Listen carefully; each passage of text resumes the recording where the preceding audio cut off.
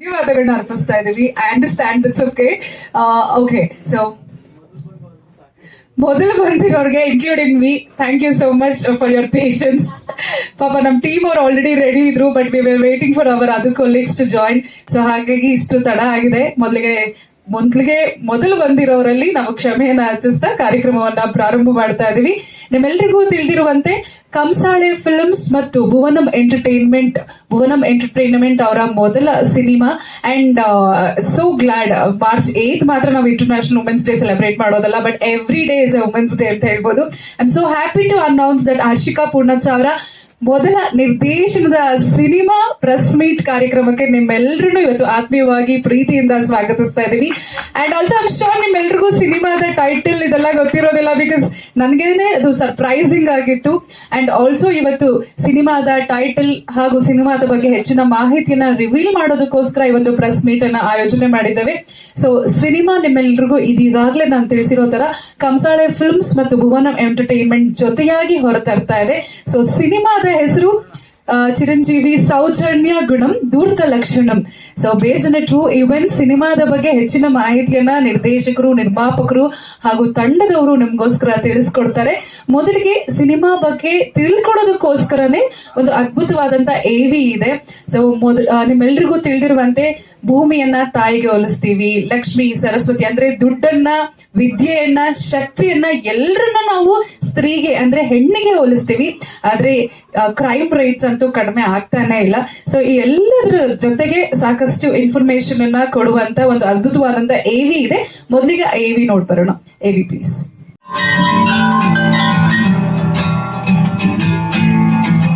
ಭಾರತದಲ್ಲಿ ಮಹಿಳೆಯರನ್ನು ದೇವತೆಗಳಂತೆ ಪೂಜಿಸುವ ಸಂಪ್ರದಾಯವಿದೆ.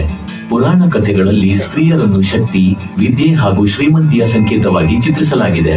ಉದಾಹರಣೆಗೆ ಸರಸ್ವತಿ ವಿದ್ಯೆಯ ದೇವಿ, ಲಕ್ಷ್ಮಿ ಸಂಪತ್ತಿನ ದೇವಿ ಮತ್ತು ದುರ್ಗಾ ಶಕ್ತಿಯ ದೇವಿಯಾಗಿ ಪೂಜಿಸಲ್ಪಡುತ್ತಾರೆ. ಪ್ರತಿ ವರ್ಷವೂ ನವರಾತ್ರಿ ಹಬ್ಬದ ಸಂದರ್ಭದಲ್ಲಿ ಮಹಿಳೆಯರು ವಿಶೇಷವಾಗಿ ಗೌರವಿಸಲ್ಪಡುತ್ತಾರೆ. ದೈವಿಕ ಶಕ್ತಿಯ ಪ್ರತೀಕಗಳಾದ ಮಹಿಳೆಯರನ್ನು ಗೌರವಿಸುವ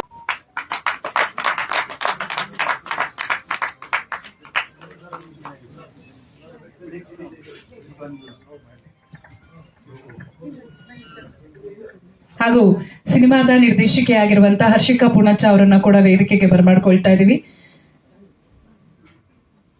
ಡಿಜಿಟಲ್ ಲಾಂಚ್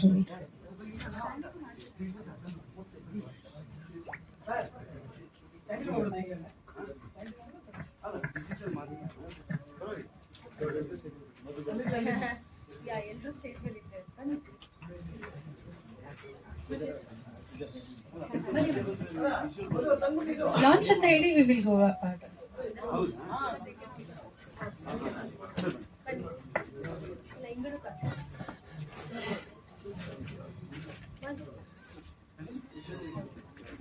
ಉಗ್ರ ಮಂಜು ಅವರು, ನಮ್ಮ ಕಾಕ್ರೋಚ್ ಸುದೀಶ್ ಸರ್ ಅವರು ದಯವಿಟ್ಟು ವೇದಿಕೆಗೆ ಆಗಮಿಸಬೇಕು.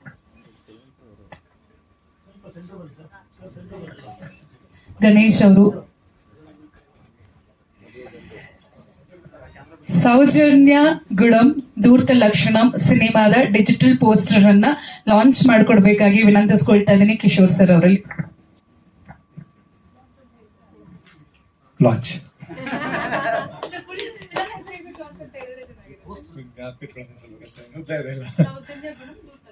Soujanya Gunam Dhoorta Lakshanam teaser launch. Sorry, Soujanya Gunam Dhoorta Lakshanam post launch. Thank you.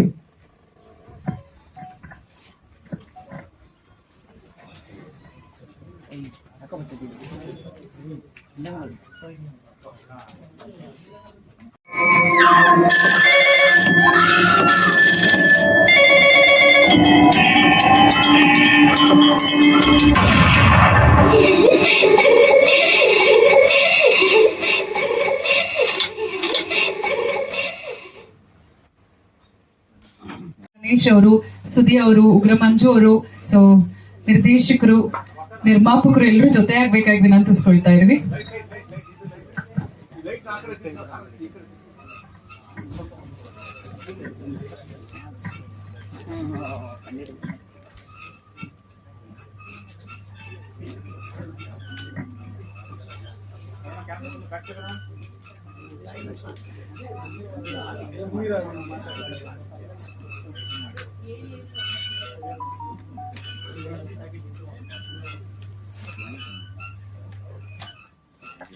So I request Kishore sir ಅವರು ಹಾಗೂ ಸಿನಿಮಾ ತಂಡದವರು ಸೇರಿ ಪೋಸ್ಟರ್ ಲಾಂಚ್ ಮಾಡಬೇಕಾಗಿ.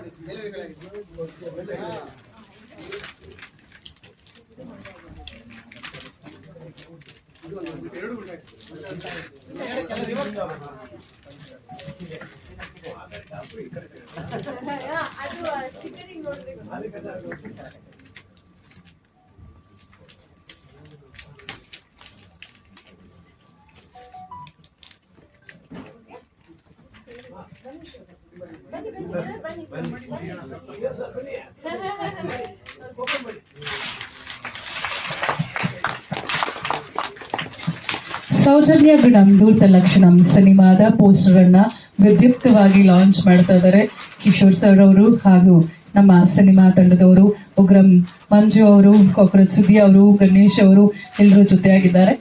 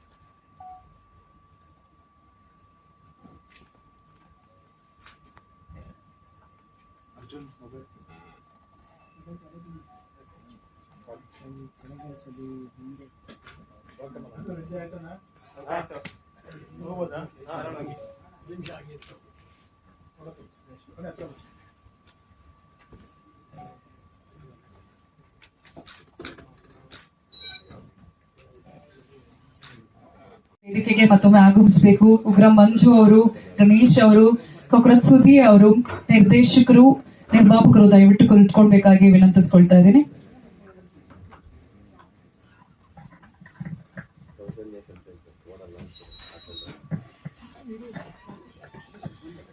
ಮಧು ಅವರು, ಕಿಶೋರ್ ಅವರನ್ನ ಇವತ್ತಿನ ಕಾರ್ಯಕ್ರಮಕ್ಕೆ ಹೂಗುಣವನ್ನ ನೀಡುವುದರ ಮೂಲಕ ಸ್ವಾಗತಿಸಬೇಕಾಗಿ ವಿನಂತಿಸ್ಕೊಳ್ತಾ ಇದ್ದೀವಿ.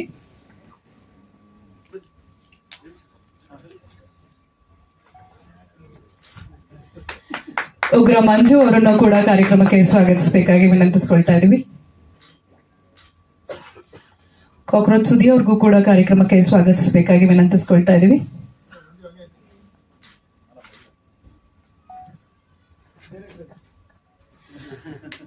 ಹಾಗೂ ನಿರ್ದೇಶಕಿಯನ್ನ ಕೂಡ ಕಾರ್ಯಕ್ರಮಕ್ಕೆ ಸ್ವಾಗತಿಸಬೇಕಾಗಿ ವಿನಂತಿಸ್ಕೊಳ್ತಾ ಇದ್ದೀವಿ.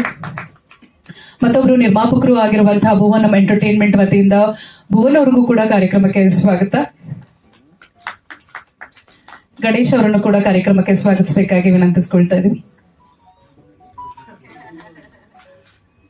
ಕಂಸಾಳೆ ಫಿಲ್ಮ್ಸ್ ನ ನಿರ್ಮಾಪಕರಾದಂತಹ ಮಧು ಅವ್ರಿಗೂ ಕೂಡ ಕಾರ್ಯಕ್ರಮಕ್ಕೆ ಆತ್ಮೀಯವಾದಂತಹ ಸ್ವಾಗತ, ಸುಸ್ವಾಗತ. ಹಾ, ಭುವನ್ ಅವ್ರ ಕಡೆಯಿಂದ.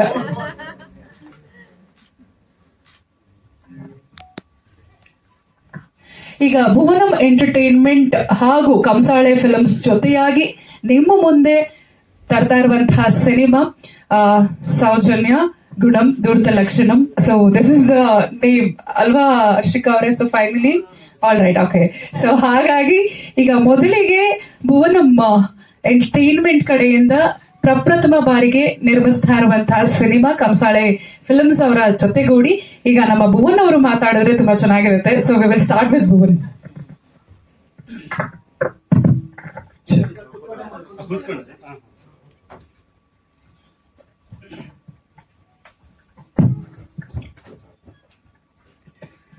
ಎಲ್ರಿಗೂ ನಮಸ್ಕಾರ. ನಮ್ಮ ಸಿನಿಮಾ ಸೌಜನ್ಯ ಗುಣಂ ಧೂರ್ತ ಲಕ್ಷಣಂ ಪ್ರೆಸ್ ಮೀಟಿಗೆ ಬಂದಿರೋ ಎಲ್ರಿಗೂ ಸ್ವಾಗತವನ್ನು ಕೋರ್ತೇನೆ. ಸುಮಾರು ದಿವಸಗಳಾದ್ಮೇಲೆ ಸಿನಿಮಾದ ವಿಷಯಕ್ಕೆ ನಿಮ್ಮ ಭೇಟಿ. ಮದುವೆ, ಪಾಪು ಇದೆಲ್ಲ ಆಗಿ ಒಂದು ಸಿನಿಮಾದಿಂದ ಒಂದು ಬ್ರೇಕ್ ಆಗಿತ್ತು. ನಾನು ನಟನೆ ಮಾಡ್ತಿರುವಂತ ಸಿನಿಮಾದ ಮೂಲಕ ನಿಮ್ಮ ಜೊತೆ ವಾಪಸ್ ಬರಬೇಕು ಅಂತ ಯೋಚನೆ ಮಾಡಿದ್ದೆ. ಆದ್ರೆ ಕಾರಣಾಂತಗಳಿಂದ ಇವತ್ತು ನಮ್ಮ ಪತ್ನಿ ಹರ್ಷಿಕಾ ಅವರ ನಿರ್ದೇಶನದ ಸಿನಿಮಾಕ್ಕೆ ಬಂದು ನಿಮ್ ಜೊತೆ ಕೂತ್ಕೊಂಡು ಮಾತಾಡೋಕೆ ಒಂದು ಅವಕಾಶ ಇವತ್ತು ಸಿಕ್ಕಿದೆ. ಖುಷಿ ಇದೆ. ಹಾಗೆ ನೀವೆಲ್ಲ ಪ್ರಶ್ನೆ ಕೇಳೋದಕ್ಕಿಂತ ಮುಂಚೆ ನಮ್ಮ ಇಂಡಿವಿಜುವಲ್ ಸಿನಿಮಾದ ಬಗ್ಗೆ ಆಮೇಲೆ ಮಾತಾಡ್ತೇವೆ. ಬಟ್ ಈ ಸಿನಿಮಾದ ಬಗ್ಗೆ ಹೇಳಬೇಕು ಅಂತಂದ್ರೆ, ಭಾರತದಲ್ಲಿ ನಿಮಗೆಲ್ಲ ಒಂದು ಸಣ್ಣ ಫಿಗರ್ ಅನ್ನ ನಾನು ಕೊಡ್ತೇನೆ. ಭಾರತದಲ್ಲಿ 2021ರಿಂದ 2025ರವರೆಗೂ ಆನ್ ಅನ್ ಆವರೇಜ್ ವರ್ಷಕ್ಕೆ 36,000 ರೇಪ್ಗಳು ನಡೀತವೆ. ಲೆಕ್ಕ ಹಾಕಿದ್ರೆ ದಿವಸಕ್ಕೆ ಆಲ್ಮೋಸ್ಟ್ 100 ರೇಪ್ಗಳು ನಡೀತವೆ. ಆದ್ರೆ ನಮಗೆ ಗೊತ್ತಾಗುವಂತ ಕೇಸ್ಗಳು ಯಾವುದೋ ಒಂದು ಪೊಲಿಟಿಸೈಸ್ಡ್ ಕೇಸ್ ಇರಬಹುದು, ಅಥವಾ ರೇಪ್ ಅಂಡ್ ಮರ್ಡರ್ ಆಗಿ ತುಂಬಾ ಕೆಟ್ಟದಾಗಿ ಮರ್ಡರ್ ಆಗಿರುವಂತ ಕೇಸ್ ಇರಬಹುದು, ಅಥವಾ ಮೀಡಿಯಾಕ್ಕೆ ಗೊತ್ತಾಗುವಂತ ಕೇಸ್ಗಳಿರ್ಬೋದು. ಈ ತರದ ಕೇಸ್ ಮಾತ್ರ ನಮ್ಗೆ ಗೊತ್ತಿರುತ್ತೆ. ಯಾಕೆಂತಂದ್ರೆ ಒಂದು ವರ್ಷದಲ್ಲಿ ನಮಗೆ ನ್ಯೂಸ್ ಅಲ್ಲಿ ಕೇಳಿ ನಾವು ಅರ್ಥಕೊಳ್ಳುವಂತ ಕೇಸ್ಗಳು ಒಂದು 5ರಿಂದ 10 ಇರಬಹುದು. ಆದ್ರೆ ಒಂದು ವರ್ಷಕ್ಕೆ 36,000 ಹೆಣ್ಣು ಮಕ್ಕಳು ರೇಪ್ ಆಗ್ತಾರೆ. ಪೊಲೀಸಲ್ಲಿ ಕಂಪ್ಲೇಂಟ್ ಆಗುತ್ತೆ. ಒಂದು ಅವರ ಸಂಸಾರದ ಮೇಲೆ ಶೋಷಣೆಗಳಾಗುತ್ತೆ, ಗಲಾಟೆಗಳಾಗುತ್ತೆ, ಅಥವಾ ಕೇಸ್ ಇನ್ನೂ ದೊಡ್ಡ ಮಟ್ಟಕ್ಕೆ ಹೋಗುತ್ತೆ. CID, CBI ಎಲ್ಲ ಕಡೆ ಹೋಗುತ್ತೆ. ಆದ್ರೆ ಇಲ್ಲಿವರೆಗೂ ಕನ್ಕ್ಲೂಷನ್ ಅಂತ ಸಿಕ್ಕಿರುವಂತ ಕೇಸ್ಗಳು ನೀವೇ ಲೆಕ್ಕ ಹಾಕಿ ನೋಡಿದ್ರು ಒಂದೂ ಇಲ್ಲ. ಹಾಗೆ ಈ ಎಲ್ಲ ಭಾರತದಾದ್ಯಂತ ನಡೀತಾ ಇರುವಂತಹ ಈ ತರ ಹೆಣ್ಣು ಮಕ್ಕಳ ಮೇಲೆ ನಡೀತಾ ಇರುವಂತಹ ದೌರ್ಜನ್ಯದ ಯಾವ ಕೇಸ್ಗಳಿದೆಯೋ ಇದನ್ನೆಲ್ಲ ಒಂದು ರಿಸರ್ಚ್ ಮಾಡಿ ಯಾಕೆ ನಡೀತಾ ಇದೆ, ಯಾವ ಝೋನ್ಸ್ ಅಲ್ಲಿ ಜಾಸ್ತಿ ನಡೀತಾ ಇದೆ, ಅಂಡ್ ಇದು ಹೇಗೆಲ್ಲ ಮುಚ್ಚಿ ಹೋಗ್ತಾ ಇದೆ ಅನ್ನುವಂಥ ಕಾರಣಗಳ ಬಗ್ಗೆ ನಾವು ಕೂತ್ಕೊಂಡು ಅನಲೈಸ್ ಮಾಡಿ ಒಂದು ಅದ್ಭುತವಾದ ಸ್ಕ್ರಿಪ್ಟ್ ಅನ್ನ ಮಾಡಿದೆ. ಈ ಹೆಣ್ಣು ಮಕ್ಕಳಿಗೆ ನಡೀತಾ ಇರುವಂತಹ ಶೋಷಣೆ ಬಗ್ಗೆ ಒಂದು ಹೆಣ್ಣು ಸಿನಿಮಾ ಮಾಡಿದ್ರೇನೆ ಅದಕ್ಕೊಂದು ಅರ್ಥ ಇರುತ್ತೆ. ಪ್ಲಸ್ ಒಂದು ಹೆಣ್ಣಿನ ನೋವು, ಸಮಾಜದಲ್ಲಿ ಹೆಣ್ಣಿಗೆ ಯಾವ್ದಾವ್ ತರದಲ್ಲಿ ಶೋಷಣೆಗಳು ನಡೀತಾ ಇದೆ ಅಂತ ಒಂದು ಹೆಣ್ಣು ಗೊತ್ತಾಗೋದು ತುಂಬಾ ಹೆಚ್ಚಿರುತ್ತೆ ಒಂದು ಗಂಡು ಗೊತ್ತಾಗೋದಕ್ಕಿಂತ. ಸೊ ಆದ್ರಿಂದ ನಾವೆಲ್ಲ ಕೂತು, ನಾವು ಮಧು ಅವರು, ನಮ್ಮ ಪ್ರೊಡ್ಯೂಸರ್ ಅವರು, ಗಣೇಶ್ ಅವರು, ಹಾಗೆ ನಮ್ಮ ಇಡೀ ತಂಡದವರು ಎಲ್ಲ ಕೂತು ಮಾತಾಡಿದಾಗ, ಹೌದು ಇವರು ಹರ್ಷಿಕಾ ಅವರು ಶೀಸ್ ಆಪ್ಟ್ ಅಂತ ನಿಮ್ಗೆಲ್ಲ ಗೊತ್ತಿರಬಹುದು.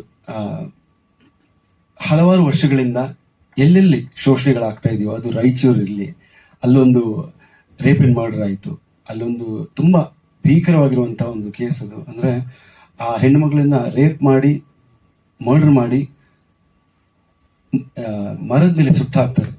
ಅದಕ್ಕೂ ಕೂಡ ನಾನು ಮತ್ತೆ ಹರ್ಷಿಕಾ ಅವರು ಇಂಡಿವಿಜುವಲ್ ಆಗಿ ಹೋಗಿ ಹೋರಾಟ ಮಾಡಿ ಅವತ್ತು ಆಲ್ಮೋಸ್ಟ್ 50,000 ಜನರನ್ನ ಸೇರಿಸಿ ನಾವು ಹೋರಾಟವನ್ನ ಮಾಡಿದ್ವಿ. ಇದೇ ರೀತಿಯಲ್ಲಿ ಹುಬ್ಳಿಯಲ್ಲಾದಾಗ್ಲೂ ಕೂಡ, ಇದೇ ರೀತಿಯಲ್ಲಿ ಮೈಸೂರು ಪ್ರಾಂತ್ಯದಲ್ಲಿ ಕೆಲವೊಂದು ಕೇಸ್ಗಳಾದಾಗ, ಹಾಗೆ ಎಲ್ಲೆಲ್ಲಿ ಈ ತರ ದೌರ್ಜನ್ಯಗಳಾಗಿದೆಯೋ ಅಲ್ಲಿ ಹೋಗಿ ನಾವು ನಮ್ಮ ವಾಯ್ಸ್ ಅನ್ನ ರೇಸ್ ಮಾಡಿದ್ದೀವಿ. ಆದ್ರಿಂದ ಈ ತರದ ವಿಷಯ ನಡಿಬಾರದು ಅನ್ನುವಂತ ಒಂದು ಪಾಯಿಂಟ್ ಅನ್ನ ಇಟ್ಕೊಂಡು, ಈ ತರ ನಾವು ಸುಮ್ಮನೆ ಬಿಟ್ರೆ ಇದರ ನಡೀತಾನೆ ಇರುತ್ತೆ ಅನ್ನುವಂತ ಒಂದು ಪಾಯಿಂಟ್ ಅನ್ನು ಇಟ್ಕೊಂಡು ನಾವೆಲ್ಲ ಕೂತ್ಕೊಂಡು ಪ್ಲಾನ್ ಮಾಡಿ ನಮ್ಮ ಕಿಶೋರ್ ಸರ್ ಅವ್ರನ್ನ ಭೇಟಿ ಆದ್ವಿ. ನಮಗೊಂದು ಆಸೆ ಇತ್ತು, ತುಂಬಾ ದಿವಸದಿಂದ ಒಂದು ಆಸೆ ಇತ್ತು. ಕಿಶೋರ್ ಸರ್ ಅಂತ ಒಬ್ರು ಮಹಾನ್ ನಟ, ನಮ್ಮ ಇಂಡಸ್ಟ್ರಿಯ one of the greatest performers, ಅವ್ರ ಜೊತೆ ಒಂದು ಸಿನಿಮಾ ಮಾಡಬೇಕು ಅಂತಿತ್ತು. ಆದ್ರೆ ಈ ಸಿನಿಮಾದಲ್ಲಿ ಬರುವಂತಹ ಒಂದು ಮುಖ್ಯ ಪಾತ್ರ ಅಂದ್ರೆ ಇಡೀ ಸಿನಿಮಾನೇ ಅವರ ಮೂಲಕ, ಅವರ ಕಣ್ಣಿಂದ ಜನರಿಗೆ ತಲುಪಿಸುವಂತ ಒಂದು ಪ್ರಯತ್ನ ಮಾಡಬಹುದು ಅಂತ ಹೇಳಿ ನಾವು ಕಿಶೋರ್ ಸರ್ನ ಭೇಟಿಯಾದಾಗ he was very very happy. ಅವರ ಅದಕ್ಕೆಲ್ಲದಕ್ಕಿಂತ ಅವ್ರ ಸಿಂಪ್ಲಿಸಿಟಿಯನ್ನ ನೋಡಿ ನಾವು ಬೆರಗಾಗೋದ್ವಿ. ಅವ್ರನ್ನ ಭೇಟಿಯಾಗಿ ಅವ್ರನ್ನ ಮಾತಾಡ್ಸಾದ್ಮೇಲೆ ಎಷ್ಟು ದೊಡ್ಡ ನಟ, ಅದು ಹೇಗೆ ಈ ತರ ಅಂತ ನಾವು ಅವ್ರನ್ನ ಪ್ರಶ್ನೆಗಳು ಕೇಳ್ತಾನೆ ಇದೀವಿ, ಅವತ್ತಿಂದಾನೆ ಕೇಳ್ತಾನೆ ಬಂದಿದ್ವಿ. ಸರ್ ಹೆಂಗ್ ಸರ್ ನೀವು ಹಿಂಗೆ, ನಾನ್ ಹಿಂಗೆ, ಏನ್ ಇದ್ರಲ್ಲಿ ಏನ್ ವಿಶೇಷ ಏನಿದೆ ಅಂತ ಹೇಳ್ತಾರೆ ಅವರು. ಸೊ ಇಂಥ ಒಂದು ಅದ್ಭುತವಾದ ನಟ.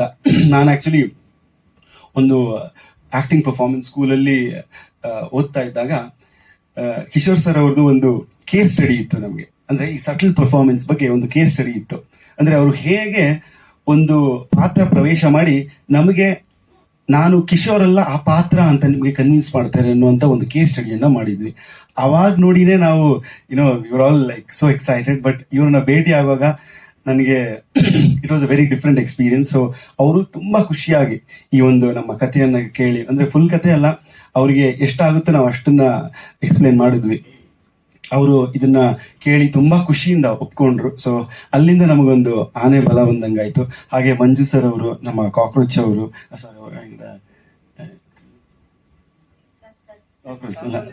ಸಾರಿ ಅವರು, ಸೊ ಸುದಿ ಅವರು, ಸಾರಿ ಅವರು ನೋಡಿ, ಅವ್ರ ಹೆಸರೇ ಹಂಗೆ ಫೇಮಸ್ ಆಗಿಬಿಟ್ಟಿದೆ. ಸೊ ಅವರು ಕೂಡ, ಅವರೆಲ್ಲ ಸೇರ್ಕೊಂಡು they've enhanced the cinema.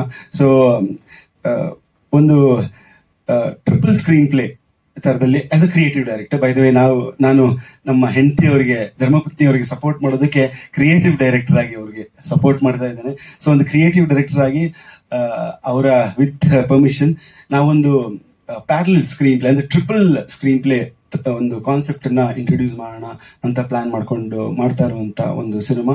And ಎಲ್ಲಾ ಹೆಣ್ಣು ಮಕ್ಕಳಿಗೂ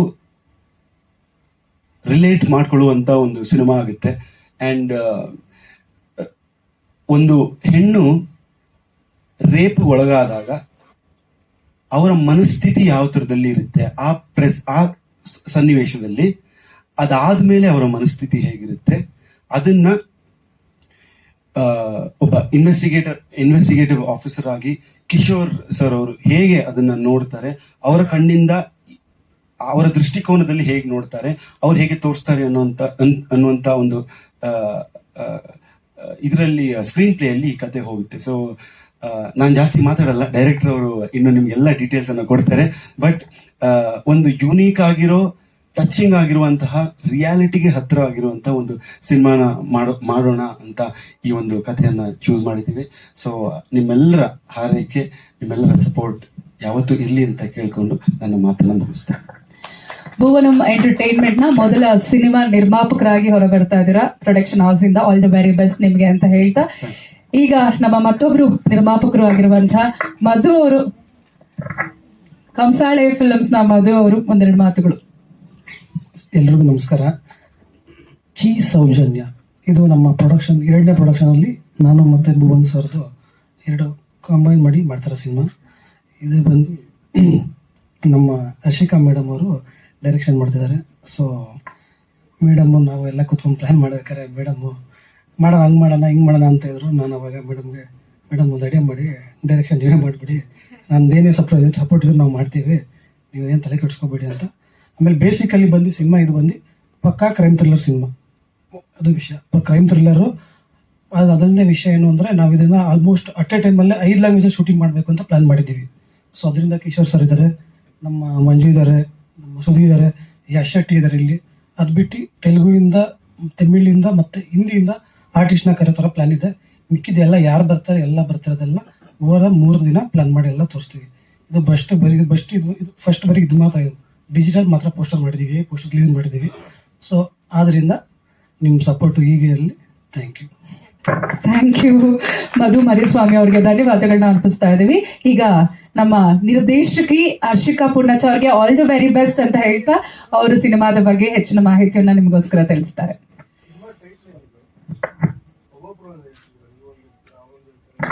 ಸರ್ ಆಕ್ಚುಲಿ ಫುಲ್ ಟೈಟಲ್ ಬಂದು ಚಿ ಸೌಜನ್ಯ ಗುಣಂ ದೌತ್ಯ ಲಕ್ಷಣಂ ಅಂತ. ಬಟ್ ಅದನ್ನ ನಾವು ಚಿ ಸೌಜನ್ಯ ಅಂತ ಶಾರ್ಟ್ ಫಾರ್ಮ್ ಅಲ್ಲಿ ಕರೀತಾರೆ ಸರ್ ಅಷ್ಟೇ. ಅದೇ ಇಟ್ಸ್ ಟ್ಯಾಗ್. ಸೊ ಇಲ್ಲ, ಆಕ್ಚುಯಲ್ ಟೈಟಲ್ ಫುಲ್ ಬರುತ್ತೆ ಸರ್, ಚಿ ಸೌಜನ್ಯ ಗುಣಂ ಧೂರ್ತ ಲಕ್ಷಣಂ ಅಂತ. ಬಟ್ ನಾವು ಹೇಳುವಾಗ ಚಿ ಸೌಜನ್ಯ ಅಂತಾನೆ ಹೇಳ್ತಾ ಇದೀವಿ.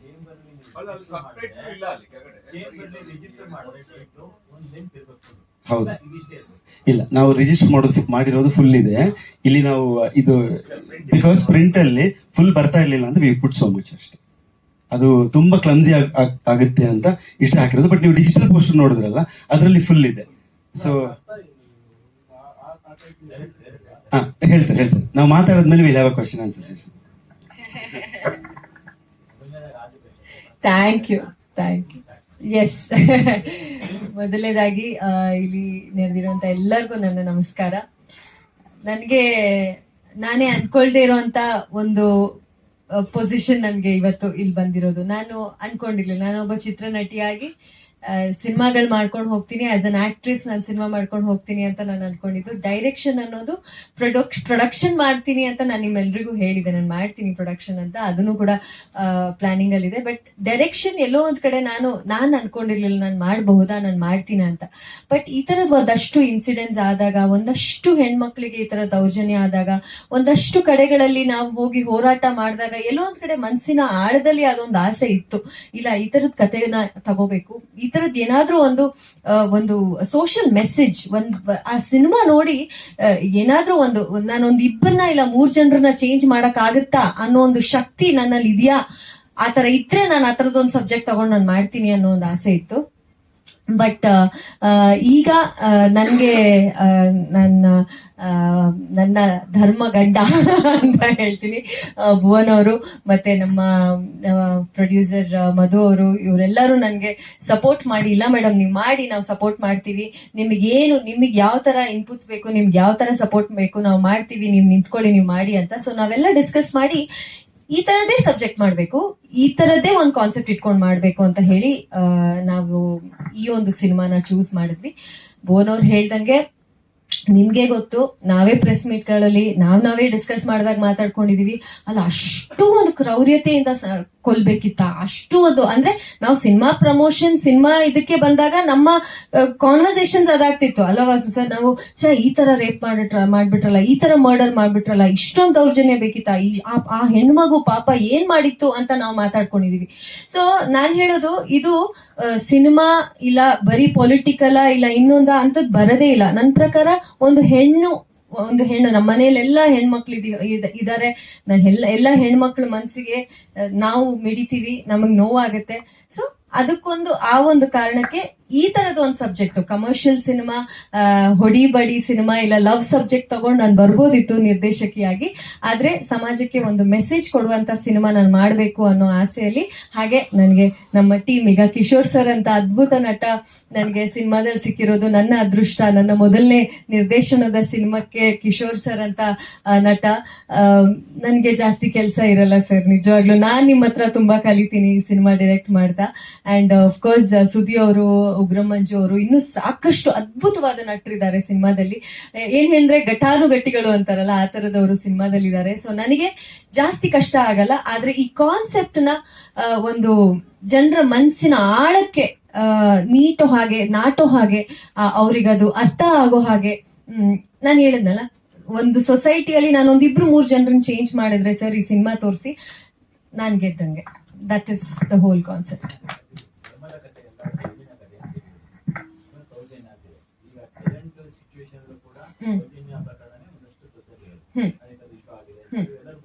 ಕರೆಕ್ಟ್.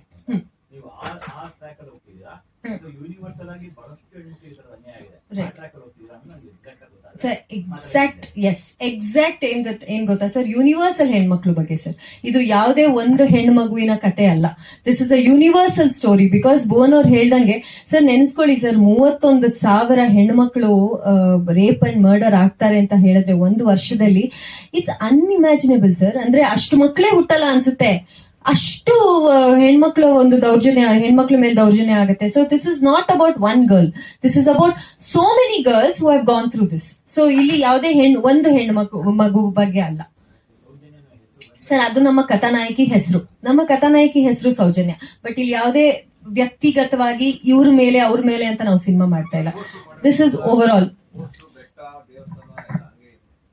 ಅಂದ್ರೆ this is over all like ನಾವು ಒಂದು ಕಾನ್ಸೆಪ್ಟ್ ಹೇಳಕ್ ಹೊರಟಿದೀವಿ ಇಲ್ಲಿ. ಯಾವುದೇ ಒಂದು ಸ್ಪೆಸಿಫಿಕ್ ಆಗಿ ಇದೇ ಜಾಗ ಇದು ಅಂತ ಏನು ಇಲ್ಲ. ಸೊ ಬೇಸಿಕಲಿ ಒಂದು ಹೆಣ್ಣಿಗೆ ಆಗ್ತಾ ಇರುವಂತ ಒಂದು ದೌರ್ಜನ್ಯ, ಅವಳ ಸುತ್ತ ನಿಂತಿರುವಂತ ಒಂದು ನರಭಕ್ಷರ ತರ ಇರುವಂತ ಒಂದಷ್ಟು ಗಂಡಸರು, ಅವಳಿಗೆ ನೋವು ಮಾಡ್ತಾ ಇರುವಂತ ಒಂದಷ್ಟು ಗಂಡಸರು, ಆಮೇಲೆ ಸುತ್ತಮುತ್ತ ಏನೂ ಆಗಿಲ್ಲ, ನಮ್ ಸುತ್ತ ಏನೂ ಆಗಿಲ್ಲ ಅಂತ ಬಾಯಿ ಮುಚ್ಕೊಂಡಿರುವಂತ ಜನ. ಸೊ ಇಲ್ಲಿ ಯಾವುದೇ ಒಂದು ಎಕ್ಸಾಕ್ಟ್ ಒಂದು ಹೆಣ್ಣು ಮಗುವಿನ ಕತೆ ಅಂತ ಅಲ್ಲ. This is basically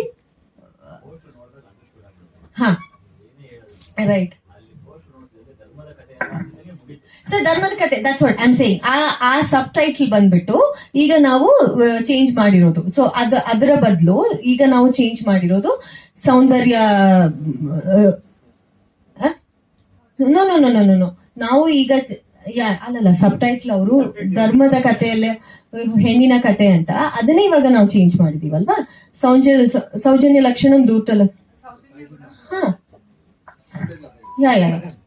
so subtitle ನಾವು ಸಬ್ ಟೈಟ್ಲ್ ಅದೇ ಇರುತ್ತೆ ಅಂತ ನಾವು ಇನ್ನೂ ಡಿಸ್ಕಷನ್ ಮಾಡ್ತಾ ಇದೀವಿ. ಇದು ಆಕ್ಚುಲಿ ಏನಂದ್ರೆ, ಫಸ್ಟ್ ನೀವು ನೋಡಿದ್ರಲ್ಲ ಅಲ್ಲಿ ನಾವು ಆಕ್ಚುಲಿ ಸಬ್ ಟೈಟ್ಲ್ ಚೇಂಜ್ ಆಗಿದೆ, ನೀವು ಪೋಸ್ಟರ್ ನೋಡಿದ್ರೆ. ಸೊ ಸಬ್ ಟೈಟ್ಲ್ ಅದೇ ಇರಲ್ಲ.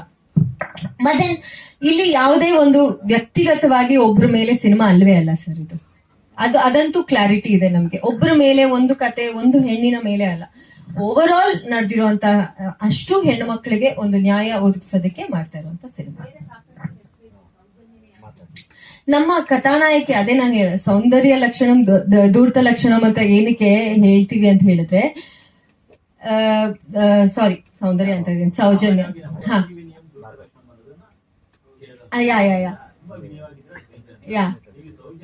ಸೌಜನ್ಯ ಗುಣಂ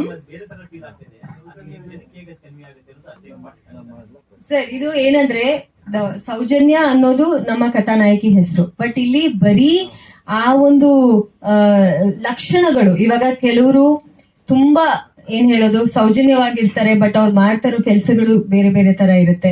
ಸೊ ಹಾಗೇನು ತುಂಬಾ ಸೌಜನ್ಯವಾಗಿದ್ರು ತುಂಬಾ ಕ್ರೌರ್ಯತೆ ನಡೆಯುತ್ತೆ ಹೆಣ್ಮಕ್ಳ ಮೇಲೆ.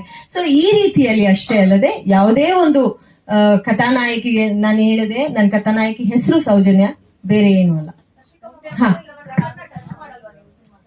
ಯಾವುದು ಇಲ್ಲ ಇಲ್ಲ ಇಲ್ಲ, ಆ ಪ್ರಕರಣ ಬಗ್ಗೆ ನಾವು ಏನು ಮಾತಾಡ್ತಾನೆ ಇಲ್ಲ. This is going to be, ನಾನು ಹೇಳ್ತಿದ್ದೀನಲ್ಲ, ಇದು ನಾನು ನೀವು ನಾವೆಲ್ಲರೂ ಸೇರ್ಕೊಂಡು ಎಲ್ಲಾ ಹೆಣ್ಮಕ್ಳು ಕನೆಕ್ಟ್ ಆಗುವಂತ ಸಬ್ಜೆಕ್ಟ್ ಆಗಿರುತ್ತೆ.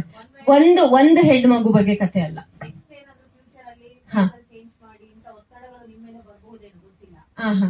ಬಟ್ ಇಲ್ಲಿ ನಾವು ಅದ್ರ ಬಗ್ಗೆ ಹೇಳ್ತಾನೆ ಇಲ್ವಲ್ಲ.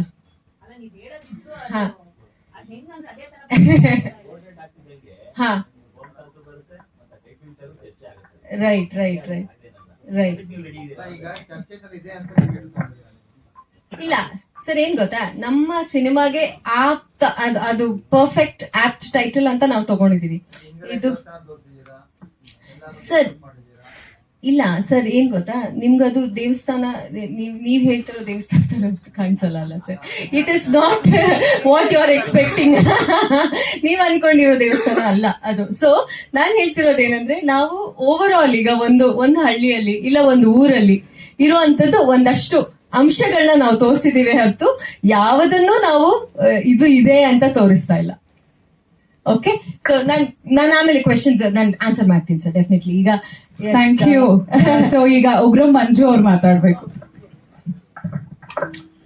ನಮಸ್ಕಾರ ಎಲ್ರಿಗೂ. ಮಧು ಫೋನ್ ಮಾಡಿ ಈ ತರ ಒಂದು ಸಿನಿಮಾ ಇದೆ, ಪ್ರೆಸ್ ಮೀಟ್ ಬನ್ನಿ. ನಾನು ಮಧು ಅವ್ರ ಜೊತೆಗೆ ಸುಮಾರಷ್ಟು ಹಲವಾರು ಸಿನಿಮಾ ಮಾಡಿದ್ದೀನಿ. ಅಂದ್ರೆ ಕುಟೀರ ಇರ್ಬೋದು, ಅದಕ್ಕಿಂತ ಮುಂಚೆ ಕಾಲನಾಗಿನಿ ಅನ್ನೋ ಸಿನಿಮಾದಲ್ಲಿ ಹರ್ಷಿಕಾ ಪೂರ್ಣಿಚ ಮೇಡಮ್ ನಾವೆಲ್ಲ ಆಕ್ಟ್ ಮಾಡಿದ್ದೀವಿ. ಅವರು ಫೋನಲ್ಲಿ ಒಂದು ಲೈನ್ ಹೇಳಿದ್ರು, ನಂದು ಒಂದು ಖಳನಾಯಕ ಅಂದ್ರೆ ನೆಗೆಟಿವ್ ಶೇಡ್ ಕ್ಯಾರೆಕ್ಟರ್ ಇರುತ್ತೆ ಅಂತಂದ್ರು. ಅದಾಗಿ ಪ್ರೆಸ್ ಮೀಟಿಗೆ ಬಂದೆ, ಪೋಸ್ಟರ್ ಲಾಂಚ್ ಬಂದೆ. ಒಂದಷ್ಟು ಜನ ಹೆಣ್ಮಕ್ಳ ಮೇಲೆ ಆಗ್ತಕ್ಕಂಥ ದೌರ್ಜನ್ಯದ ಬಗ್ಗೆ ಸಿನಿಮಾ ಮಾಡ್ತಿರೋದು. ಈ ಸಿನಿಮಾದಲ್ಲಿ ನಾನು ಭಾಗವಹಿಸಿರೋದು ಒಂದು ಪಾತ್ರವಾಗಿ ನನಗೂ ಖುಷಿ ತಂದುಕೊಟ್ಟಿದೆ.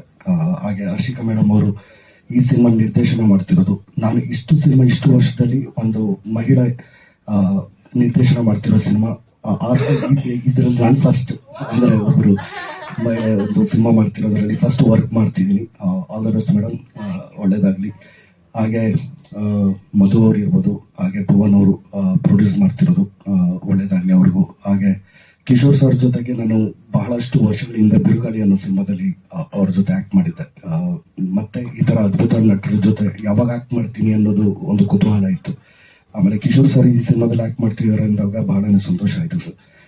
ಯಾಕಂದ್ರೆ ಒಂದು ರಂಗಭೂಮಿ ಹಿನ್ನೆಲೆಯಿಂದ ಬಂದಿರತಕ್ಕಂಥ ಕಲಾವಿದರು ಸೀನಿಯರ್ಸ್ ಜೊತೆ ನಾವು ಆಕ್ಟ್ ಮಾಡಿ ಬಹಳಷ್ಟು ಕಲಿಯೋದಿರುತ್ತೆ. ಒಂದು ಸಿನಿಮಾದಲ್ಲಿ ಒಂದಷ್ಟು ಸಂಭಾವನೆ ಇಸ್ಕೊಂಡು ಹೋಗೋದಕ್ಕಿಂತ ನಮ್ಮ ಫ್ಯೂಚರ್ ಅಲ್ಲಿ ಮುಂದೆ ಒಂದಷ್ಟು ಸಿನಿಮಾಗಳಿಗೆ ಒಂದಷ್ಟು ಕಲಾವಿದನಾಗಿ ಕಲಿಯುವಂಥದ್ದು ಒಂದಷ್ಟು ಬಹಳಷ್ಟು ವಿಚಾರಗಳನ್ನ ಈ ಸಿನಿಮಾಯಿಂದ ಕಲಿತೀನಿ.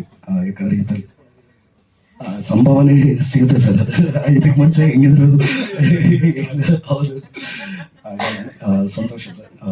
ಅದಾಗಿ ನಮ್ಮ ಸುಧೀರ್ ಕಾಕ್ರೋಜ್ ನನ್ನ ಗೆಳೆಯ, ಅವರು ಇದ್ದಾರೆ ಸಿನಿಮಾದಲ್ಲಿ. ಆಮೇಲೆ ಇನ್ನೂ ಒಂದಷ್ಟು ಜನ, ಸುಮಾರಷ್ಟು ಜನ ಇದ್ದಾರೆ. ಎಲ್ರಿಗೂ ಒಳ್ಳೇದಾಗ್ಲಿ. ಎಲ್ಲರ ಜೊತೆಗೂ ನನಗೂ ಒಳ್ಳೇದಾಗ್ಲಿ ಸಿನಿಮಾಯಿಂದ. All the best. Thank you. Sudhi ಅವರು. ಎಲ್ಲರಿಗೂ ನಮಸ್ಕಾರ. ಮಧು ಸಾರು ಅದೇ ಈಗ ಮಂಜು ಹೇಳ್ದಂಗೆ ನನಗೂ ಫೋನ್ ಮಾಡಿದ್ರು. ನಾನು ಶೂಟಲ್ಲಿದ್ದೆ, ಬ್ಯುಸಿ ಇದೆ. ಇವತ್ತು ಒಂದು ಶೂಟ್ ಇತ್ತು, ಕ್ಯಾನ್ಸಲ್ ಆಯಿತು, ಹಂಗಾಗಿ ಬಂದೆ. ಅದೇ ನನ್ನ ಪಾತ್ರ ಹೆಂಗೆ ಅಂದರೆ, ನಾನು ಈ ಗಂಭೀರವಾದ ಪಾತ್ರ ಮಾಡಿದ್ಕಿಂತ ಬಿಯರ್ ಕುಡ್ಕೊಂಡು ಗಮ್ಮಂದಿದ ಪಾತ್ರ ಮಾಡಿದ್ದೆ ಜಾಸ್ತಿ. ಅಂಥದ್ದೇ ಒಂದು ಪಾತ್ರ. ಅದೇನೋ ನಮಗೆ ಗಂಭೀರವಾದ ಪಾತ್ರ ಕೊಡಲ್ಲ, ಬಿಯರ್ ಕುಡಿದು ಗಮ್ಮನ ಅಂತ ಪಾತ್ರಗಳೇ ಬರುತ್ತೆ. ಬಟ್ ಇದು ಚೆನ್ನಾಗಿದೆ. ಒಂದು ಲೈನ್ ಮಾತ್ರ ಮಧು ಸರ್ ಹೇಳಿದ್ದಾರೆ. ಇಲ್ಲಿ ಒಂದಷ್ಟು ನೆನಪುಗಳು, ಅಚ್ಚರಿಗಳಿದೆ. ಮ್ಯಾಮ್, ನಿಮ್ಗೊಂದು ಕ್ವಶನ್ ಕೇಳಬೇಕು. ನಿಮ್ಗೆ ಇದು ಸರ್ಪ್ರೈಸ್ ಅನ್ಸುತ್ತೆ. ನಿಮ್ಗೆ ಆ ದಿನ ನೆನಪಿರೋದಕ್ಕೆ ಸಾಧ್ಯ ಇಲ್ಲ, ನನ್ಗೆ ಆ ದಿನ ಮರೆಯೋದಕ್ಕೆ ಸಾಧ್ಯ ಇಲ್ಲ. ನಿಮ್ಗೆ ನಾನು ಹೆಂಗ್ ಗೊತ್ತು ಹೇಳಿ ಮ್ಯಾಮ್, ನೋಡೋಣ. ನಿಮ್ಗೆ ಇದು ಗ್ಯಾರಂಟಿ ಇದು ಯಾವುದು ಫೇಕ್ ಅಲ್ಲ. ನೀವು ನ್ಯಾಪ್ಸ್ಕೊಂಡಿಲ್ಲ ಪರವಾಗಿ. ಇಲ್ಲ, ನಾನು ಜಾಕಿ ಮಾಡಿಲ್ಲ. ಎಸ್, ನಾನು ಒಂಚೂರು ನಿಮ್ಗೆ ಹೇಳಿದೆ. ನಾನು ಹೇಳ್ತೀನಿ, ಆ ದಿನ ತುಂಬಾ ನೆನಪಿರೋ ದಿನ ಅದು. ನಾನು ಒಂದೇ ಒಂದು ಸಿನಿಮಾ ಮಾಡಿದ್ದೆ ಮೊದಲು, ಅಲೆಮಾರಿ ಅಂತ. ಅದರಲ್ಲಿ ಹಿಂದೆ ಮಾಡಿದ್ದೆ, ಒಂದು ಡೈಲಾಗ್ಸ್ ಇಲ್ಲ. ಅದಾದ್ಮೇಲೆ ಎರಡನೇ ಸಿನಿಮಾ ಮಾಡಿದ್ದೆ ಬೀತ್ರಿ. ನಾನು ಬೀತ್ರಿ ಮಾಡೋವಾಗ ಏನಾಗಿತ್ತು ಅಂದ್ರೆ, ಡೈರೆಕ್ಟರ್ ಕಡೆಯಿಂದ ಒಬ್ಬ ನೋನ್ ಆರ್ಟಿಸ್ಟ್ ಬಂದ್ಬಿಟ್ಟಿದ್ರು. ಅವ್ರಿಗೊಂದು ಒಳ್ಳೆ ಪೇಮೆಂಟ್ ಇತ್ತು, ಒಂದು ಮೇ ಬಿ 5,000 to 6,000 ಪೇಮೆಂಟ್. ನಾನು ಅಲೆಮಾರಿಲಿ ನಿಮ್ ಪ್ರೊಡ್ಯೂಸರ್ ನೋಡಿದ್ರು. ಅದು ನನ್ನ ಮೊದಲನೇ ಸಿನಿಮಾ. ಅದೊಂದು ಗಾಂಜಾ ಕ್ಯಾರೆಕ್ಟರ್ ಬೇಕಿತ್ತು ಅವ್ರಿಗೆ. ನಾನು ಹೇಳಿ ಮಾಡಿಸಿ ಆರ್ಡರ್ ಕೊಟ್ಟಂತ ಗಾಂಜಾ ಕ್ಯಾರೆಕ್ಟರ್. ಬಂದಿದ್ದವರು ಹಂಗೆ ಇದ್ರು, ಅವ್ರಿಗೂ ಒಳ್ಳೆ ಹೆಸರಿದೆ, ಬೇಡ ಹೆಸರು. ಅವ್ರ ರೆಮ್ಯುನರೇಷನ್ ಜಾಸ್ತಿ ಇತ್ತು. ನಂದು 500 ರೂಪಾಯಿ ಮಾತಾಡಿ ಕರ್ಕೊಂಡ್ ಬಂದ್ಬಿಟ್ಟಿದ್ರು ಪ್ರೊಡ್ಯೂಸರ್. ಗಣಶ್ಯಾಮ್ ಅಂತ ಡೈರೆಕ್ಟರ್, ಅವ್ರ ಕ್ಲೋಸ್ ಫ್ರೆಂಡ್. ಆ ಕ್ಯಾರೆಕ್ಟರ್ ಮಾಡ್ಬೇಕಿತ್ತು. ನಾನು ಬಂದಾಗ ಇಲ್ಲಿ ಪ್ರೊಡ್ಯೂಸರ್ 500 ಇಲ್ಲಿ 6,000 ಇಲ್ಲಿ, ಇವನ್ಗಿಂತ ಒಬ್ಬ ಸಿಗ್ತಾನೆ ನಿನ್ಗೆ ಈ ತರ ಪಾತ್ರಕ್ಕೆ ಅಂತ. ಅವ್ರೇನೋ ವಹಿಸ್ಬಿಟ್ಟು ಹೋಗ್ಬಿಟ್ರು. ಇವ್ರು ಫುಲ್ ಗರಮು, ಯಾರು ಡೈರೆಕ್ಟ್ ಅವ್ರ ಫ್ರೆಂಡ್ ಪಾಪ ವಾಪಸ್ ಕಳಿಸ್ಬೇಕಾದಂತ ಪರಿಸ್ಥಿತಿ. ಅದಾದ್ಮೇಲೆ ಒಂದು 1.25 ಪೇಜ್ ಡೈಲಾಗ್ ತಂದ್ಕೊಟ್ರು ನನಗೆ ಡೈರೆಕ್ಟರ್. ತಗೊಳಪ್ಪ ಡೈಲಾಗ್ ಹೇಳು ಅಂತ. ಹೇಳಿದ್ಯಾ ಯಾವಾಗಾದ್ರು ಅಂತಂದ್ರು. ಒಂದೇ ಸಿನಿಮಾ ಮಾಡಿದ್ದಿದ್ದು ನಾನು. ಗೊತ್ತಿಲ್ಲ ಸರ್, ಹೇಳ್ತೀನಿ ಅನ್ಸುತ್ತೆ ಅಂದ್ರೆ. ನಾನು ಒಂದಷ್ಟು ಜನ ನೋಡಿದೀನಿ, ಹೇಳ್ತೀನಿ ಅನ್ನೋರು ನೋಡಿದೀನಿ, ಹೇಳಲ್ಲ ಅನ್ನೋರು ನೋಡಿದೀನಿ. ಇದೇನು ಹೇಳ್ತೀನಿ ಅನ್ಸುತ್ತೆ ಅಂತ ಕೇಳಿದ್ರು. ಗೊತ್ತಿಲ್ಲ ಸರ್, ನಾನು ಹೇಳಿಲ್ಲ, ಒಂದೇ ಸಿನಿಮಾ ಮಾಡಿರೋದು, ಬಟ್ ನಾನು ಹೇಳ್ತೀನಿ ಅನ್ಸುತ್ತೆ ಅಂತ. ಸರಿ ಆಯ್ತು, ಒಂದೇ ಶಾರ್ಟ್ ಮ್ಯಾಮ್, ನೀವು ಕೂತಿದ್ರಿ. ಸರಿ, Kiranappa sir cameraman. 1.25 page dialogue ಒಂದ್ಸತಿ ನೋಡಿದೆ, ಒಂದೇ ಸತಿ ಹೇಳಿದೆ. ನಿಮ್ಗೆ ನೆನ್ಪಿರಕ್ ಸಾಧ್ಯನಿಲ್ಲ, ಓಕೆ ಇದೇ ಟೇಕು ಮಾಡ್ತೀಯ ಅಂದ್ರು. ಮಾಡಿದೆ, ಒಂದೇ ಶಾರ್ಟ್ ಓಕೆ ಆಗೋಯ್ತದು. ಇಡೀ ಸೆಟ್ ಅವ್ರು ಕ್ಲಾಪ್ಸ್ ಮಾಡ್ತು ನನಗೆ. ನೀವು ಬಂದು ನಾನೊಂದು ಪ್ರಶ್ನೆ ಕೇಳಿದ್ರಿ, ನೀವು ಯಾವ ಥಿಯೇಟರ್ ಇಂದ ಬಂದಿರೋದು ಅಂತ. ನನಗೆ ಅದೆಲ್ಲ ಇವತ್ತಿಗೂ ಗೊತ್ತಿಲ್ಲ, ಅದೆಲ್ಲ ಅವತ್ತಿಗೂ ಗೊತ್ತಿಲ್ಲ. ನಾನು ಏನ್ ಹೇಳಿದೆ, ಮೇಡಮ್ ನಮ್ಮ ಮನೆ ಪ್ರಸನ್ನ ಥಿಯೇಟರ್ ಹತ್ರ, ಅದ್ರ ಹಿಂದೆಯಿಂದ ಬಂದೆ ಅಂತ. ದೇವರಣೆಗೂ ಇದು ನಿಜ. ಮೋಸ್ಟ್ಲಿ ನಿಮ್ಗೆಲ್ಲ ಸುಳ್ಳು ಅನ್ಸುತ್ತೆ, ಆದ್ರೆ ಇದು ನಿಜ. ಯಾಕಂದ್ರೆ ನಂಗೆ ಗೊತ್ತಿಲ್ಲ, ನಾನು ಸಿನಿಮಾದವನೇ ಅಲ್ಲ. ಆಗ ನೀವು ನಂಗೊಂದು ಮಾತು ಹೇಳಿದ್ರಿ, ಯಾವುದೇ ಕಾರಣಕ್ಕೂ ನೀವು ಸಿನಿಮಾ ಬಿಡಬೇಡಿ ಸುದಿಯವರೇ, ನಿಮ್ಗೆ ಗೊತ್ತಿದ್ದೋ ಗೊತ್ತಿಲ್ದೇನೋ ನಿಮ್ಮ ಒಳಗೆ ವಿಷಯ ಇದೆ, ದಯವಿಟ್ಟು ಸಿನಿಮಾ ಬಿಡಬೇಡಿ ಅಂತ ನೀವು ಹೇಳಿದ್ರಿ. ಅವತ್ತು ರಾತ್ರಿ ಎಲ್ಲ ನಾನು ನನ್ನ ಫ್ರೆಂಡ್ ಅಲ್ಲಿ ರಾಕಿ ಅಂತ ಕೂತವ್ರೆ, ಅವ್ರು ಗೊತ್ತಾ ಸತ್ಯ ಕೇಳಿ. ರಾತ್ರಿ ಎಲ್ಲ ಅವ್ರು 100 ಸತಿ ಹೇಳಿದೆ, ಮಗ ಅವ್ರು ಯಾಕಷ್ಟು ದೊಡ್ಡ ಹೀರೋ ನಂಗೆ ಹೇಳಿದ್ರು. ಹೌದು, ಹಂಗ ನನ್ನಲ್ಲಿ ವಿಷಯ ಇದೆಯಾ ಅಂತ. ಆಮೇಲೆ ಗಣಶ್ಯಾಮ್ ಅವರು, ಡಬ್ಬಿಂಗು ನೀನೇ ಮಾಡ್ಬಿಡಮ್ಮ, ನೀನ್ ಚೆನ್ನಾಗಿ ಮಾಡಿದ್ಯಾ ಅಂತ. ನನ್ ಡಬ್ಬಿಂಗ್ ಅಂದ್ರೆ ಏನಂತ ಗೊತ್ತಿಲ್ಲ. ನೀವು ಡಬ್ ಮಾಡ್ತಿದ್ರಿ, ನನ್ನ ಅವತ್ತು ಕರ್ಸಿದ್ರು. ನೋಡು ಅವ್ರು ಏನ್ ಮಾಡ್ತಾರೋ ಅದನ್ನ ನೋಡ್ಕೋ, ಇಷ್ಟೇ ಡಬ್ಬಿಂಗ್ ಅಂದ್ರೆ ಅಂತ. ನೀವು ಡಬ್ಬಿಂಗ್ ಮಾಡಿದ್ ನೋಡಿ ನಾನು ಮತ್ತೆ ಡಬ್ಬಿಂಗ್ ಅಂತ ಮಾಡಿದ್ದು. ಸೊ ಮತ್ತದಾದ್ಮೇಲೆ ನಾನು ನಿಮ್ಮನ್ನ ನೋಡ್ತಿರೋದೇ ಇವತ್ತು. ಅದೇನೋ ಗೊತ್ತಿಲ್ಲ, ಋಣನೇ ಇಲ್ಲ ನಾನು ನಿಮ್ಮನ್ನ ನೋಡೋವಂಥದ್ದು ಅಥವಾ ನೀವು ನನಗೆ ಸಿಗೋದು. ಈ ದಿನ ಸಿಕ್ಕದೆ, ಅದಕ್ಕೆ ಹೇಳ್ತಿದ್ದೀನಿ. ಅದಾದ್ಮೇಲೆ ಇವತ್ತು ನೋಡಿ ನಿಮ್ ನಿರ್ದೇಶನದಲ್ಲಿ ಆಕ್ಟ್ ಮಾಡ್ತೀನಿ. ಅದೇನೋ ನಿಮ್ ಬಾಯಿಗುಣ ಇಲ್ಲಿವರೆಗೂ ತಂದು ಕೂರಿಸಿದೆ ನನ್ನ. ಅದಾದ್ಮೇಲೆ ಅದೇ ಸಿನಿಮಾದ ಕ್ಯಾಮ್ರಾಮನ್ ಕಿರಣಪ್ಪ ಸರ್ ಅವ್ರು ನೆಕ್ಸ್ಟ್ ಸಿನಿಮಾ ನನ್ನ ಕರ್ಕೊಂಡು ಹೋದ್ರು, ಒಂದು ಹುಡುಗ ಚೆನ್ನಾಗಿ ಮಾಡ್ತಾನೆ ಅಂತ. ಅಲ್ಲಿ ನಾನು ಮತ್ತೆ ಪಾತ್ರ ಮಾಡಿದ್ದು ಕಿಶೋರಣ್ಣನ ಜೊತೆ ಜಟ್ಟ. ತುಂಬಾ ನೆನಪುಗಳಿದೆ. ಅದಾದ್ಮೇಲೆ ನಾನು ಮಂಜಾ ತುಂಬಾ ಸಿನಿಮಾಗಳು 4 ಸಿನಿಮಾ ಮಾಡಿದೀವಿ. ಇಬ್ರು 500 ರೂಪಾಯಿಗೆ ಹಗಲು ರಾತ್ರಿ ಕಷ್ಟ ಬಿದ್ದಿದ್ದೀವಿ ಚಳಿ ಮಳೆಯಲ್ಲಿ. ಅಂಡ್ ಮಧು ಸರ್ ಜೊತೆ ಒಂದು ಕುಟೀರ ಸಿನಿಮಾ ಮಾಡ್ತಿದ್ದೀನಿ. ಅದಾದ್ಮೇಲೆ ಇದು ಅದೇ ಇದರಲ್ಲಿ ನನ್ಗೂ ಅಷ್ಟು ಪೂರ್ತಿ ಡೀಟೇಲ್ ಗೊತ್ತಿಲ್ಲ ಮ್ಯಾಮ್, ನನ್ಗೂ ಸರ್ಪ್ರೈಸ್ ಇದು. ಯಾಕಂದ್ರೆ ಟೈಟ್ಲು ಎಲ್ಲ ಸೀಕ್ರೆಟ್ ಆಗಿ ಇಟ್ಟಿದ್ರು. ಅದೇ ಒಂದು ಈ ತರದೊಂದು ಲೈನ್ ಅಂತ ಹೇಳಿದ್ರು, ಅಷ್ಟು ಗೊತ್ತಿತ್ತು. ಆಯ್ತು ಮೋದಿ ಸರ್ ಮಾಡೋಣ ಬರ್ತೀನಿ ಅಂತಂದೆ. ಇಲ್ಲಿ ಬಂದ್ಮೇಲೆ ನ್ಯೂ ಡೈರೆಕ್ಟರ್ ಅನ್ನೋದು ಇಲ್ಲಿ ಬಂದ್ಮೇಲೆ ಗೊತ್ತಾಗಿದ್ದು ನನಗೆ. ಎಲ್ಲವೂ ಸರ್ಪ್ರೈಸ್. ಒಳ್ಳೇದಾಗ್ಲಿ, ಇಡೀ ಟೀಮ್ ಒಳ್ಳೇದಾಗ್ಲಿ. ಮತ್ತೆ ನನಗೆ ಕಿಶೋರ್ ಅಣ್ಣನ ಜೊತೆ ಕೆಲಸ ಮಾಡೋ ಚಾನ್ಸ್ ಸಿಕ್ಕಿದೆ. ನಾನು ಒಟ್ಟು 2 ಸಿನಿಮಾ ಮಾಡಿದ್ದೀನಿ ಅಣ್ಣನ ಜೊತೆ, ಇದು 3ನೇ ಸಿನಿಮಾ. ತುಂಬಾ ಕಲಿಯೋದಿರುತ್ತೆ ನೀವು ಹೇಳ್ದಂಗೆ. ಅವ್ರು ನೋಡಿ ತುಂಬಾ ಕಲಿತೀನಿ ಇದರಿಂದ. Thank you so much. Thank you ಸುದ್ದಿ ಅವರೇ. ಸೊ ಮಧು ಅವರು ಯಾರಿಗೂ ಏನು ಹೇಳಲಿಲ್ಲ, ಆಂಕರ್ಗೂ ಕೂಡ ಟೈಟಲ್ ಇಲ್ಲಿ ಬಂದ್ಮೇಲೆ ಹೇಳಿದ್ದು, ಡೈರೆಕ್ಟರ್ ಯಾರು ಅಂತ ಕೂಡ ಅವರು ಇವಾಗ ಬಂದ್ಮೇಲೆ ಹೇಳಿದ್ದು. ಬಹುಶಃ ಕಿಶೋರ್ ಸರ್ಗೆ ಹೇಳಿರ್ತಾರೇನೋ, ಬಟ್ ಸರ್ನ ಕೇಳೋಣ, ಸರ್ನ ಮಾತಾಡ್ಸೋಣ. ಸೊ ಈಗ ಕಿಶೋರ್ ಸರ್ ಅವ್ರು ಮಾತಾಡ್ಬೇಕು. ಎಲ್ಲರಿಗೂ ನಮಸ್ಕಾರ.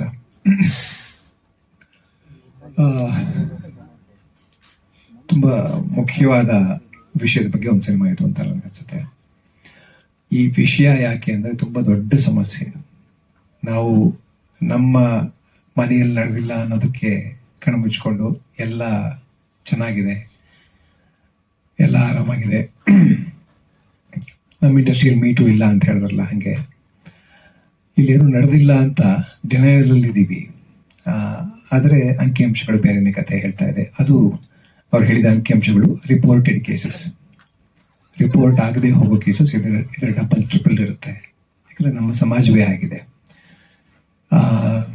ಟೈಟಲ್ ನನಗೆ ಮುಖ್ಯ ಆಗಲಿಲ್ಲ, ಜೊತೆಗೆ ಆ ಕ್ಯಾಪ್ಷನ್ ನಾನು ಏನಾದ್ರು ಬಿಟ್ಟರೆ ನಾನು ಕರೆಕ್ಷನ್ ಮಾಡ್ತೀನಿ. ಒಂದು ಹೆಣ್ಣಿನ ಕತೆ ಅಲ್ಲ, ಒಂದು ಗಂಡಿನ ಕತೆ ಆಗಬೇಕು ಅಂತ. ಒಂದೊಂದು ಗಂಡಿನ ಕತೆ ಆಗಬೇಕು. ಯಾಕೆಂದ್ರೆ ಅತ್ಯಾಚಾರ ಮಾಡ್ತಾ ಇರೋರು ನಾವು ಗಂಡಸರ ಪ್ರತಿನಿಧಿಗಳಾಗಿ ನಾವಿಲ್ಲಿ ನಿಂತ್ಕೊಂಡು, ತಪ್ಪಿತಸ್ಥರಾಗಿ ನಿಂತ್ಕೊಂಡು ಅದನ್ನು ನೋಡಬೇಕಾಗಿರೋ ಅನಿವಾರ್ಯತೆ ನಮಗಿದೆ ಇವತ್ತು.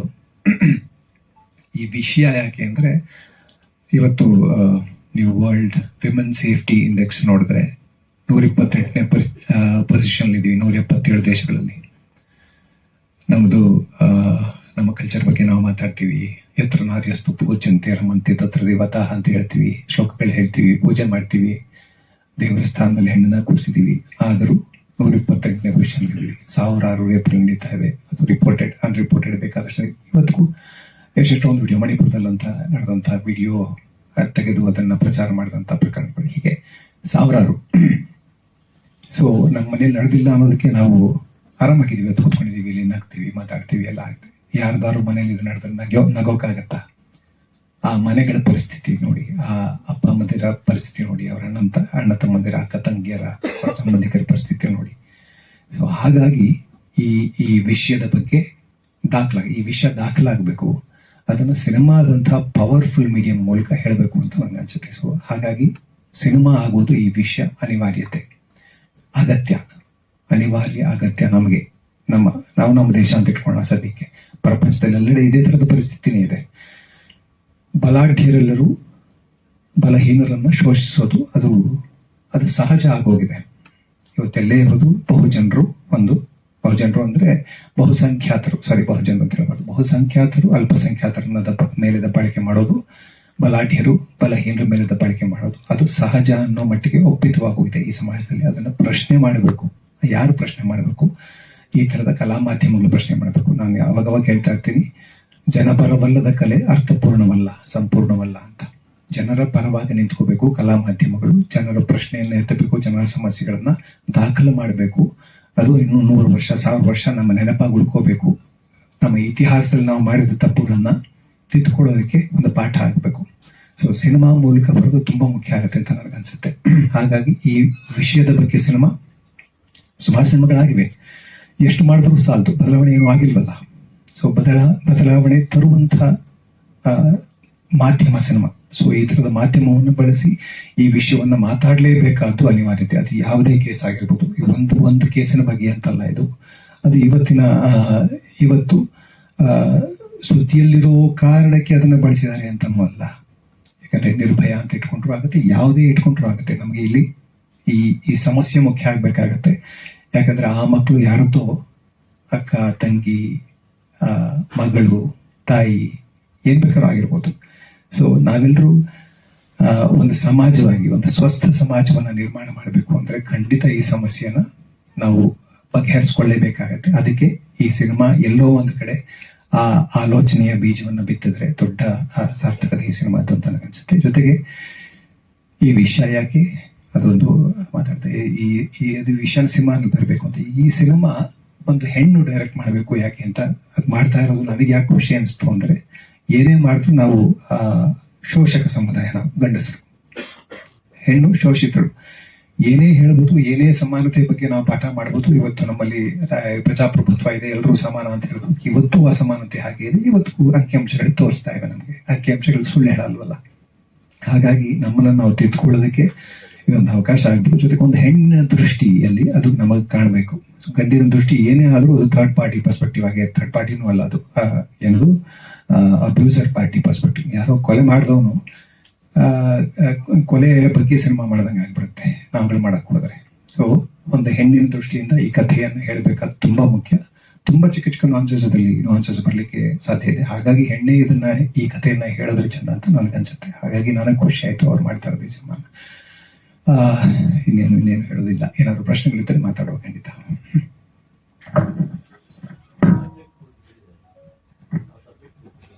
ಒಂದು ಮಟ್ಟಿಗೆ ಕೇಳಿದ್ದೀನಿ, ಆನ್ಲೈನ್ ಕೇಳಿದ್ದೀನಿ.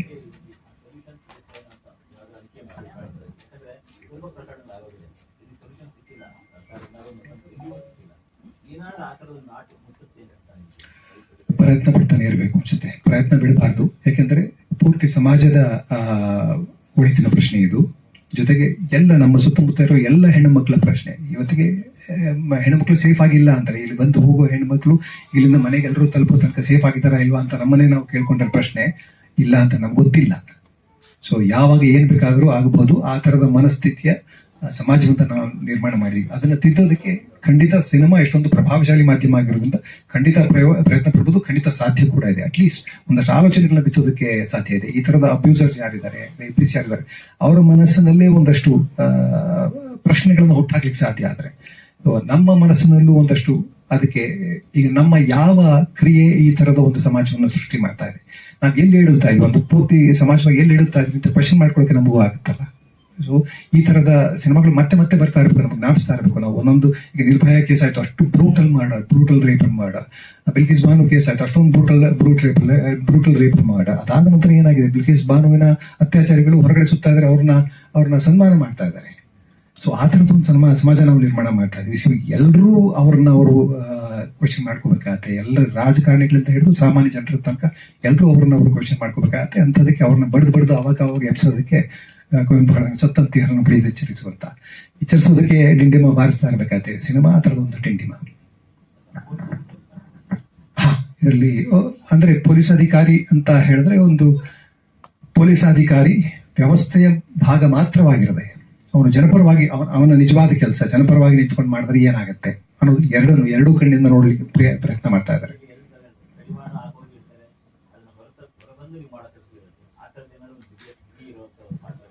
ಹೌದು, ಅದಕ್ಕೋಸ್ಕರ ನಾನು ಮಾಡ್ತೀನಿ ಅಂತ ಹೇಳಿದೆ. ಯಾಕಂದ್ರೆ ಒಂದು ವ್ಯವಸ್ಥೆಯ ಭಾಗವಾಗಿ ನಿಂತಾಗ ಅಗೇನ್ ಈಗ ಯಾಕೆ ಕಲೆ ಶೋಷಿತರ ಪರವಾಗಿರಬೇಕು ಅಂತಂದ್ರೆ, ಶೋಷಕರಿಗೆ ಅವ್ರಿಗೆ ಅಧಿಕಾರ ಇದೆ. ಈ ಗಂಡು ಅನ್ನೋದೇ ಒಂದು ಅಧಿಕಾರ.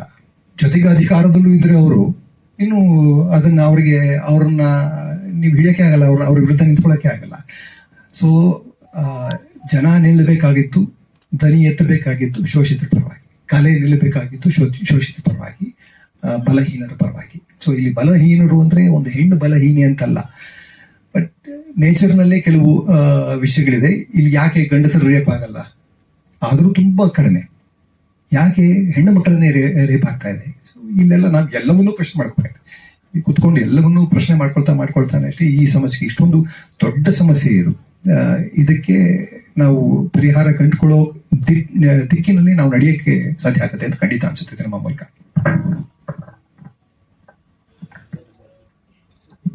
ನೀವೇನೋ ಕ್ವಶನ್ಸ್ ಕೇಳಿದ್ರೆ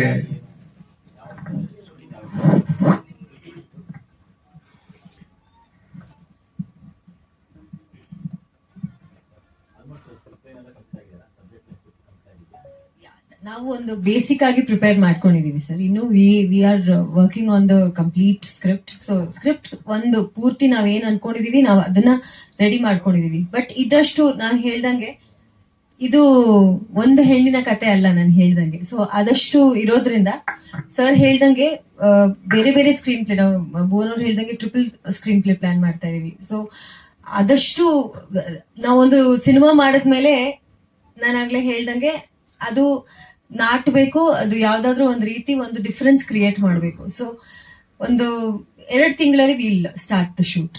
ಸೊ ಅದು ಅಷ್ಟು ಪ್ಲಾನಿಂಗ್ ಒಂದಷ್ಟು ಟೈಮ್ ಬೇಕು ನಮ್ಗೆ. 2 ತಿಂಗಳಲ್ಲಿ ವಿಲ್ ಸ್ಟಾರ್ಟ್ ದ ಶೂಟ್.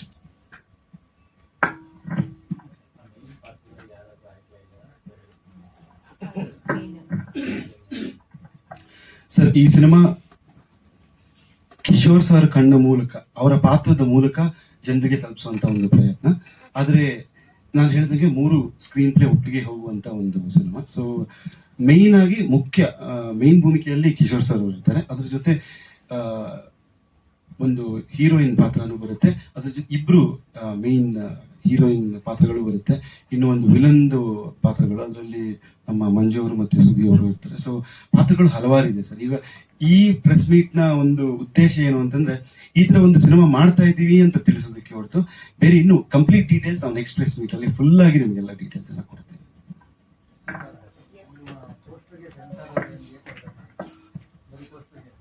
ಬರೀ ಪೋಸ್ಟರ್ಗೆ ಅಂತ ಇಲ್ಲ ಸರ್, ಕೊಡಲ್ಲ. ಅದು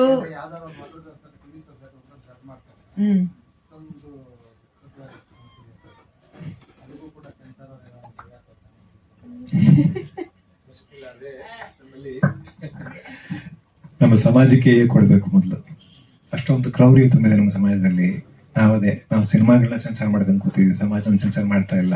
ಸಮಾಜನ ಸೆನ್ಸರ್ ಮಾಡೋ ಕೆಲಸ ಆಗ್ಬೇಕನ್ಸುತ್ತೆ ನನಗೆ. ನಿಜವಾಗಿ ನೀವು ಕೇಳಿದ್ದು ತುಂಬಾ ಒಳ್ಳೆ ಪ್ರಶ್ನೆ, ಹಾಗಾಗಿ ಯೋಚನೆ ಮಾಡಕ್ ಸಾಧ್ಯ ಆಯ್ತು ನನಗೆ ನೀವು ಕೇಳಿದ್ದಕ್ಕೆ. ಅದು ಸಂಚಾರ ಮಂಡಳಿಗೆ ಬಿಟ್ಟಿದ್ದು ಅನ್ಸುತ್ತೆ. ಈಗ ಹೇಳಬೇಕಾದಂತ ವಿಷಯ ಹೇಳೋ ತರ ಹೇಳಿದ್ದಾರೆ ಅಂತಂದ್ರೆ ಅದು ಯಾವ ಸರ್ಟಿಫಿಕೇಟ್ ಕೊಟ್ಟರು ಅದು ಮ್ಯಾಟರ್ ಆಗಲ್ಲ ಅಂತ ಅನ್ಸುತ್ತೆ. Thank you. So thank you very much. ಇವತ್ತಿನ ಪ್ರೆಸ್ ಮೀಟ್ ಕಾರ್ಯಕ್ರಮಕ್ಕೆ ಬಂದಿದ್ದಕ್ಕೆ ಸಿನಿಮಾ ತಂಡದ ಪರವಾಗಿ ನಿಮ್ಮೆಲ್ಲರಿಗೂ ಧನ್ಯವಾದಗಳನ್ನ ಅರ್ಪಿಸ್ತಾ ಇದ್ವಿ. Thank you.